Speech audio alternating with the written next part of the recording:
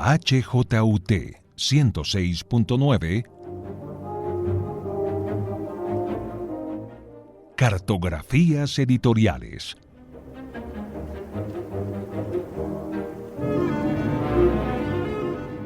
Presenta y dirige María Elvira Jaramillo.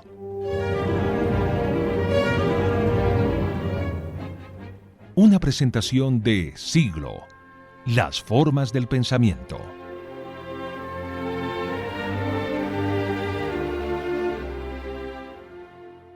Ahora el punto va y viene. Se mueve de un lugar a otro y rompe el tiempo lineal. Juega con los recuerdos y nos enfrenta a la pregunta sobre cómo nos narramos. ¿Quiénes somos cuando contamos? ¿Cómo nos construimos en el relato? Contar es acumular, es considerar el pasado y explicar qué es eso que viviremos en el futuro. Contamos y descubrimos que sí, que hay ideas que nos persiguen, cambian de forma y de contexto, pero ahí están, una y otra vez marcando el recorrido. Las ideas que persiguen se conectan con otros puntos que también van y vienen. Ahí se crea la comunidad, una participación colectiva para que pasen cosas, para que realmente exista un futuro por hacer. La transformación implica creer en las vidas que se encuentran y en la verdadera socialización del conocimiento, de la economía, de la formación. Hoy nos cuentan que se puede, que esta es una demostración operativa, que ha sido posible pensar y construir una sociedad más justa, igualitaria, solidaria y dueña de nuestros medios. Este es un viaje de análisis de la producción social de la realidad. Esta es una propuesta metodológica para crear en alternativas de cambio y para que las ideas logren el fin propuesto. Esta es una vida cooperativa. Los pasos de la esperanza.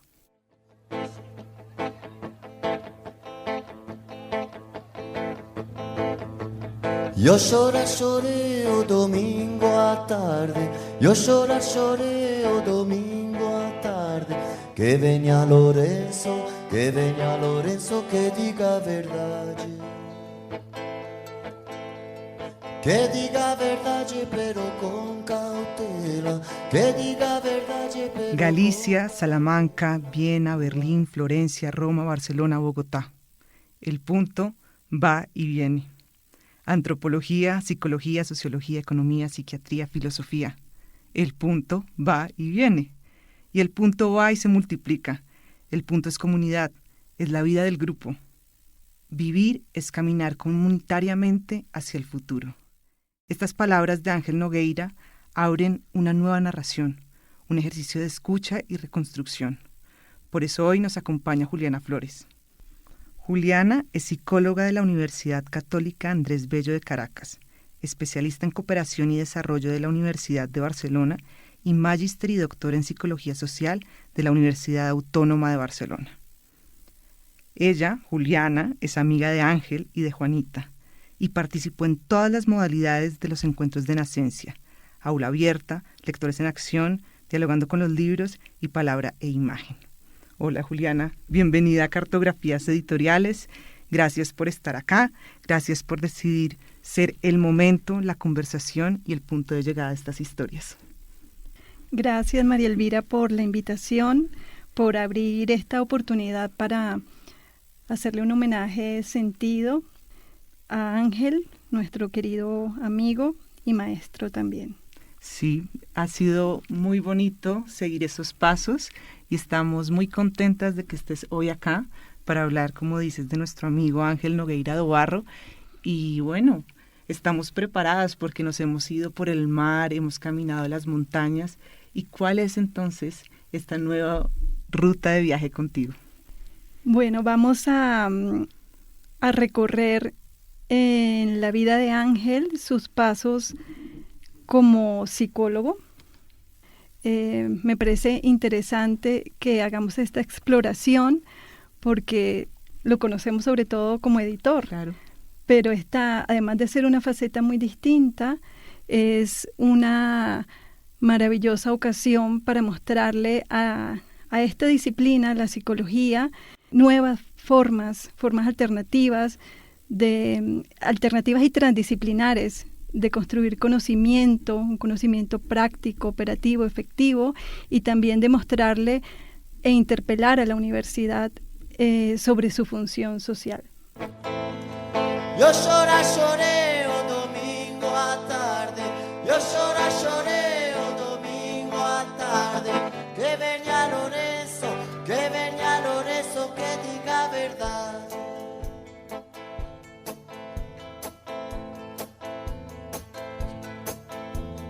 Sube carretero, sube, que o carro vai voando.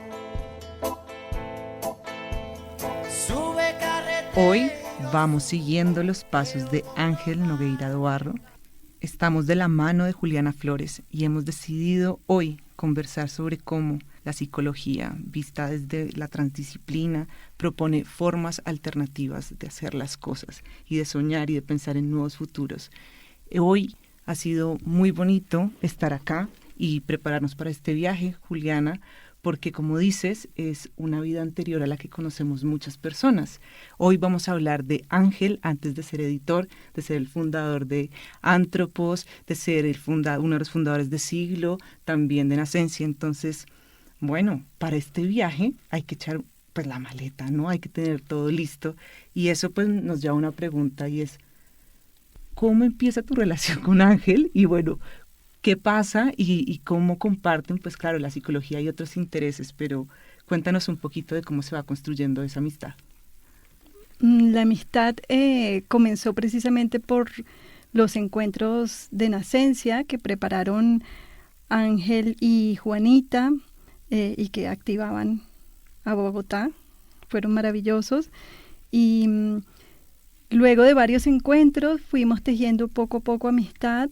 Una amistad muy sentida que ponía en el centro de nuestros corazones a Barcelona también. Yo viví muchos años en Barcelona y de cierta manera conocer a Ángel era recoger mis propios pasos como migrante de Colombia a Venezuela, de Venezuela a España y luego retornar nuevamente aquí a Colombia y encontrar en Ángel un espejo para poder entender el sentido de las luchas políticas de las que yo participé en Barcelona y supongo que para él también verme a mí y a otros colegas como Aviv Kruglansky, quien también ha estado recogiendo esta historia previa a Antropos, fue una forma de entender que había tenido sentido su lucha política ya en unas nuevas generaciones.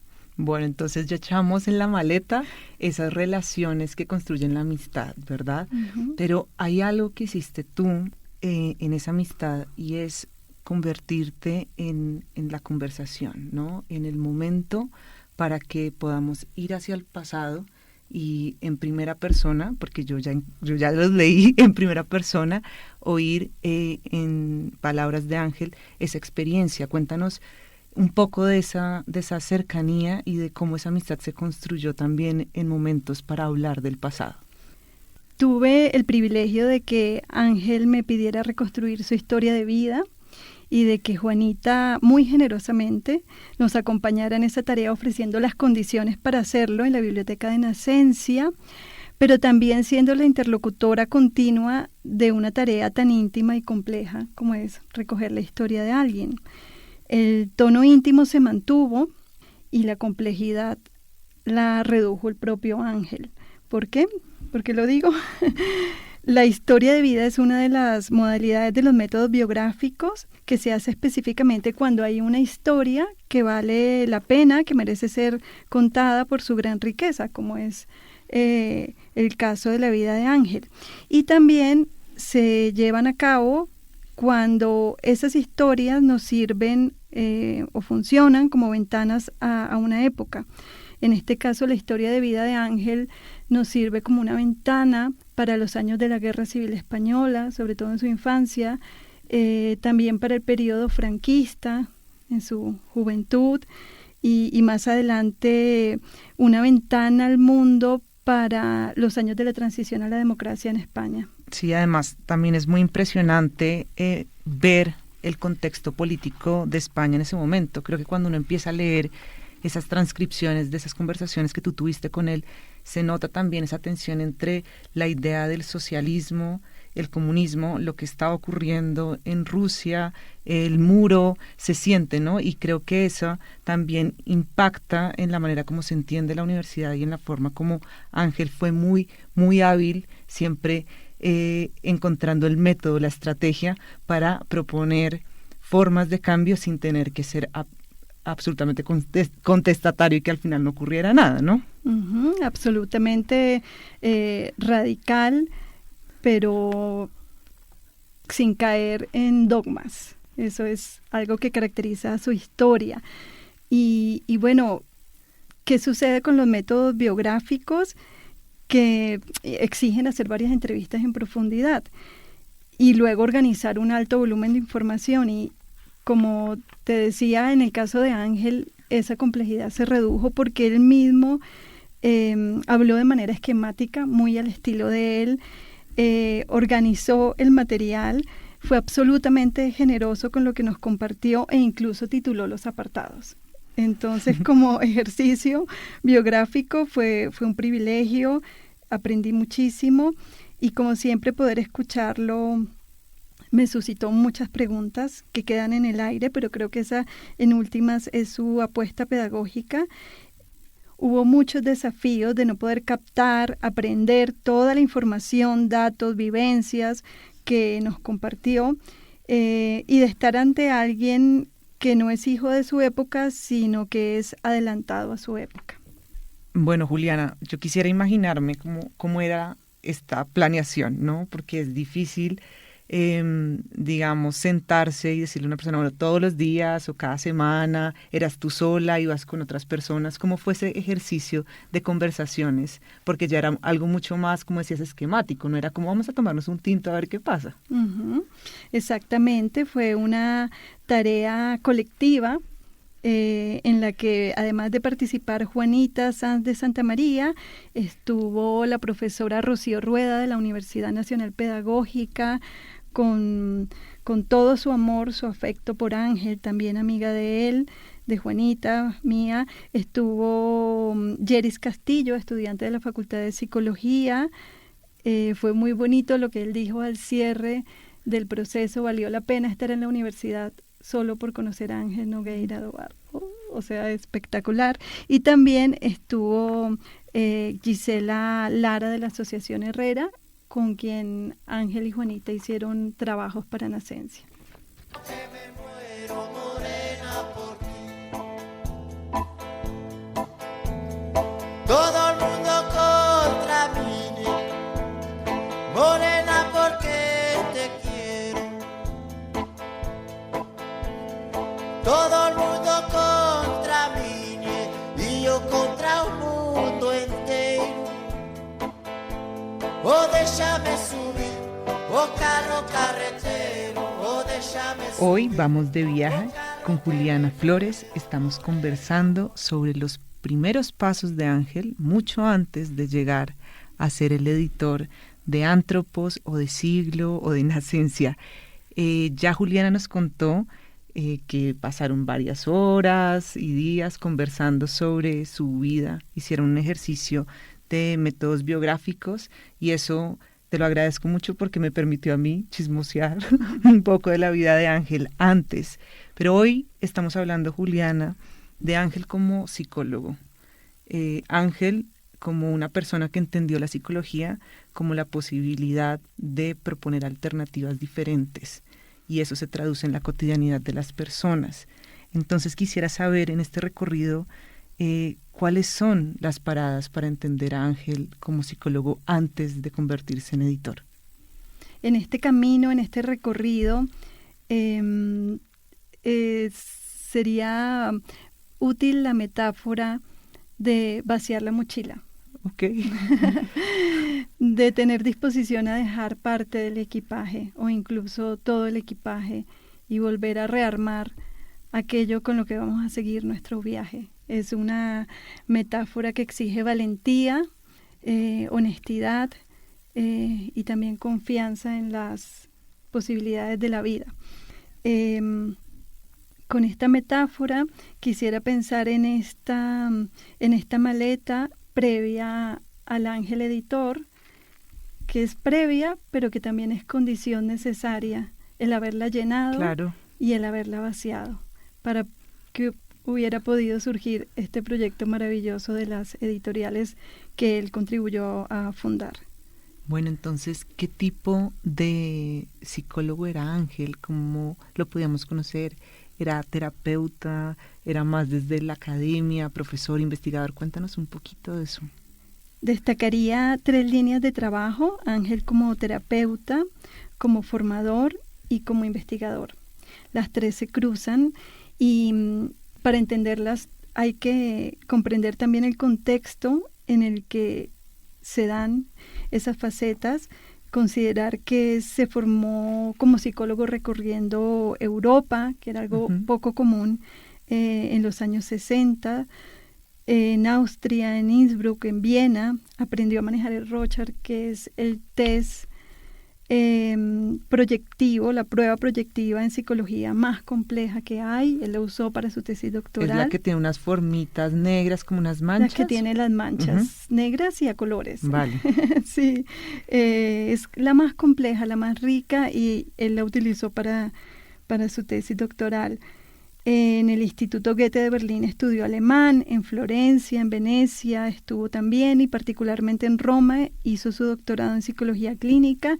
Y para hacernos una idea, la tesis doctoral fue con población campesina, porque lo campesino, lo rural está muy presente en su biografía, en su producción de conocimiento, y con esa población tuvo la oportunidad de estudiar cómo los había cambiado la universidad. ¿Qué les había aportado? Y la conclusión, pues, es un golpe duro para esta institución ilustrada: nada. Él concluye, la universidad no modifica nada. Si hay cambios, afirma, son producto del arduo trabajo de autoconstrucción. Eso que dices de su relación con la tierra es muy, muy bonito, y después se empieza a ver reflejado en el proyecto y en el nombre de Nacencia, ¿no? Que viene precisamente de un campesino que le dice, mientras él recorre, no, es que esta es la Nacencia, ¿no? El momento. Y él, esa metáfora, la usa para construir el proyecto de Nacencia, claro, como proyecto cultural, pero se aplica a cualquier proyecto que Ángel hubiera hecho antes.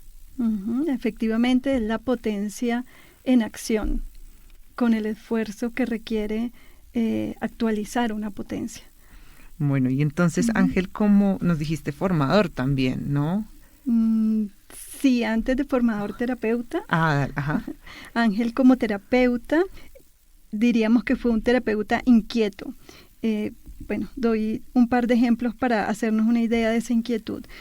Diseñó una prueba paralela al famoso test de apercepción temática. Este test presenta una imagen a partir de la cual las personas tienen que narrar historias, pues Ángel la adaptó y la amplió, incluyendo palabras a partir de las cuales las personas empezaban a narrarse. Ay, qué lindo. Sí, para él la máxima forma de investigar el psiquismo era la historia, el relato, y la otra, más neurobiológica, decía, es el área motora, pero allí estaban las narrativas para ampliar un diseño. Nos habla de un terapeuta inquieto. Y una segunda anécdota que muestra esta inquietud es el diseño de las maratones como una forma de trabajo terapéutico grupal, que reunía de manera intensiva los fines de semana jóvenes, a personas adultas, muy diversas, para desarrollar procesos de profunda reflexión. Entre todos. Grupalmente. Siempre la vida en grupo como base del trabajo terapéutico. Entonces tenemos el terapeuta y ahora el educador, ¿no? Sí, como formador, como educador, Ángel estuvo en las barriadas populares de Salamanca, también en las de Roma. Allí hizo educación informal, específicamente alfabetización con gente joven, con niños y niñas. Luego, ya habiendo regresado a Barcelona, fue profesor de colegio público y profesor universitario de su especialidad, psicología. En esa época era difícil ser profesor por el régimen franquista, había mucha censura y más todavía en las ciencias sociales. Él cuenta que a las clases asistían policías que iban tomando nota y toda esa información la llevaban a las comisarías. Y bueno, lo interesante es que Juanita siempre lo comparte, él lograba interesar a los policías en las clases y se les olvidaba que estaban vigilando. En ese momento de su vida empieza a sumarse la necesidad de fraguar un proyecto propio y ahí aparece el Ángel investigador. En el año 68 fue decisivo para eso. Ángel se consolida como investigador, con otras personas funda en Barcelona una cooperativa, Ágora, dedicada a la investigación en ciencias sociales.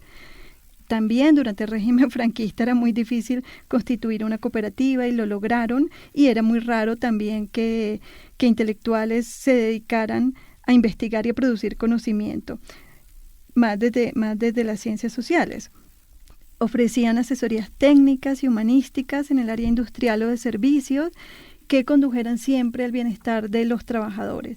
No les importaba la actividad que llevaran a cabo en esas empresas, si eran públicas o privadas. Lo importante era atender a equipos de trabajo, a grupos de personas que tuvieran relaciones sociales efectivas. Podían ser empresas con problemas, a punto de quebrarse, y ellos estaban allí para ayudar en el proceso bajo el lema "el sujeto es comunidad". Y es que una constante en el pensamiento de Ángel Nogueira es contribuir a la individuación teniendo como base la colectividad, el grupo. A mí me sorprendió muchísimo cuando tú me contaste sobre ese proyecto, que es casi como un grupo de personas que deciden juntas proponerle a las empresas soluciones, ¿no? Y dije, uy, pero esto suena todo súper alejado a las ciencias sociales, ¿no? A veces como que desde las ciencias sociales satanizamos la empresa, ¿no? La palabra incluso la empresa, pero acá me encanta porque además nada más actual, o sea, se puede aplicar la misma metodología o marco para pensar cómo hacer empresas donde los trabajadores tengan no beneficios como agregados a su salario, digamos, sino como una manera de vincularlos con valores, con ideas, con reconocimiento a la propia empresa, y eso me sorprendió muchísimo. Sí, funcionaban con una metodología específica que denominaron análisis de la producción social de la realidad. Tú la mencionaste al inicio, y que tenía 3 fases. La primera era una investigación. Entonces indagaban cómo estaba el trabajo, los trabajadores, si estaban contentos, descontentos, qué cosas creían que podían mejorarse, poniendo siempre el foco en las condiciones técnicas concretas, pero también en las humanísticas. En esa fase de investigación a veces incluían la visita con obreros a otras fábricas, incluso fuera de España, algo maravilloso. Y luego de esa primera fase de investigación, en una segunda etapa hacían un informe que denominaban de síntesis cultural, y esto es muy importante, socializaban con toda la gente de la fábrica, lo presentaban públicamente a todos los trabajadores. Si eso no se podía hacer, no realizaban la asesoría, o sea, era una condición para poder llevarla a cabo. Y ya en una última fase diseñaban y ejecutaban un plan de acción centrado en la creatividad de la gente involucrada y que incluía procesos muy diversos: formación de trabajadores, por ejemplo, reubicación de puestos de trabajo, renovación tecnológica o comercial, programas de bienestar personal y familiar para trabajadores y sus familias, y algo muy importante, reajuste de los salarios. La idea era que todas las personas vinculadas a la empresa se beneficiaran de las ganancias. Y hay varios ejemplos de estos planes de acción, voy a señalar algunos. Uno muy técnico es que instalaron una de las primeras depuradoras de aguas industriales de España. Otro es que diseñaron un proyecto informático para que la gente campesina pudiera producir y esterilizar y almacenar la leche de manera que lograran venderla. Eso cuando el mundo informático apenas empezaba, ¿no? Sí, sí, sí. Adaptaron camiones de reparto de leche para que los trabajadores no tuvieran que subir ni bajar las cajas, y esto porque esos trabajadores tenían dolores de espalda, habían sido los niños desnutridos durante la guerra civil y ahí se estaban viendo las secuelas, entonces había que cuidarlos. También mejoraron productos, acondicionaron los camiones de manera que pudieran almacenar productos fríos a temperatura ambiente, congelados. O sea, estamos hablando de innovaciones tecnológicas de muy avanzada para el momento. Y bueno, las dos que más me gustan, pensando en el bienestar de los obreros y sus familias, ensayaron un programa de vacaciones todo el año. Es decir, que se les pagaba a los obreros vacaciones con sus familias en un lugar del mundo donde escogieran, o en la misma España. Sí, ese modelo lo podrían adoptar varias empresas. Entonces, él cuenta que algunos escogían India, Filipinas, bueno, iban y paseaban, todo pagado por la empresa, y al hacerlo durante todo el año salía más barato y no había que parar la fábrica, que era un dilema para los empresarios. Y la otra que me encanta es Paidópolis, una ciudad para hijos e hijas de obreros, que consistía en llevarles una vez al año, durante un mes, generalmente verano, a diferentes sitios de España para conocer en vivo y en directo actividades de arte y ciencia que llevaba a cabo la gente de allí, cómo producían, cómo vivían. Entonces, todos esos avances fueron maravillosos. Poco a poco fueron diversificándose, montaron un laboratorio químico donde realizaban sus análisis, una empresa de moda, de ropa Increíble. para niños, adultos, que duró 3 o 4 años, una fábrica experimental de alimentos dietéticos para cierto tipo de enfermedades, y en paralelo crearon una universidad que tenía una editorial. Antropos. Antropos, la Universidad Antropos, efectivamente, y no me extraña que la universidad de entrada haya tenido editorial, porque Ángel siempre ha insistido en que las actividades fundamentales de la universidad, que son docencia, investigación y servicio, quedan incompletas si no se incluye una cuarta actividad, que es edición. Entonces la idea de la Universidad Antropos surge de poder titular a jóvenes artistas o muy inteligentes que tenían sus propios estilos de aprendizaje y no encajaban o habían fracasado en el sistema de educación convencional. Eso los frenaba porque sin título no podían conseguir mejores posibilidades de vida, de trabajo, entonces crearon la universidad.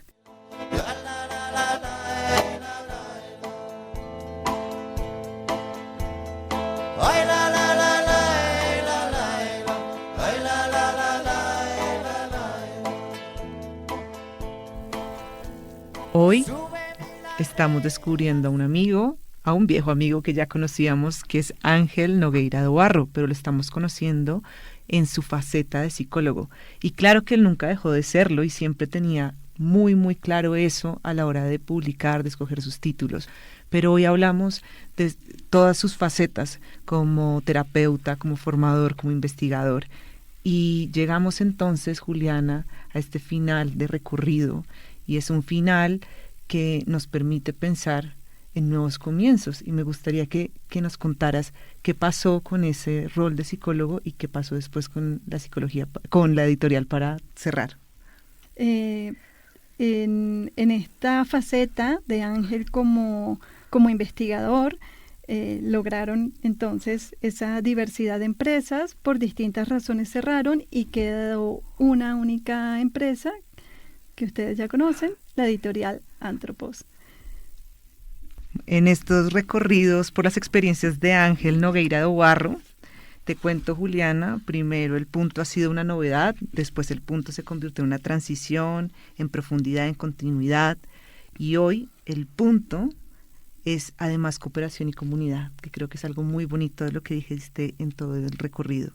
Aún nos faltan otros puntos por discutir y por conocer, y yo quisiera invitar a las personas que nos escuchan a seguir conectados con Cartografías Editoriales con estos viajes, o buscarnos en redes sociales y conocer más sobre otros proyectos. Hablamos de Antropos, pueden conocer más, hay un recorrido sobre Antropos, sobre Nacencia.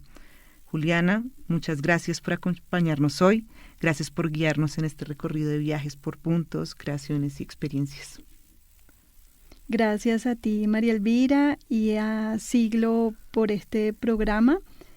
La enseñanza que nos deja Ángel en este recorrido es quedarnos en el vacío, que luego nos permitirá tejer el hilo constructor de sí mismo, encontrando la potencia, la nacencia. Bueno, yo también quisiera cerrar con unas palabras de Ángel que serían: en cada instante comienza un tiempo de esperanza y utopía. Nos vemos en el punto que continúa, en un próximo recorrido, en un nuevo reto editorial.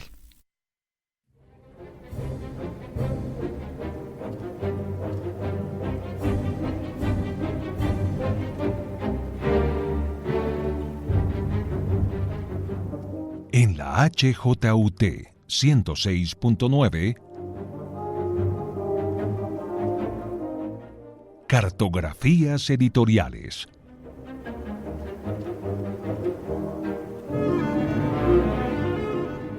Presenta y dirige María Elvira Jaramillo.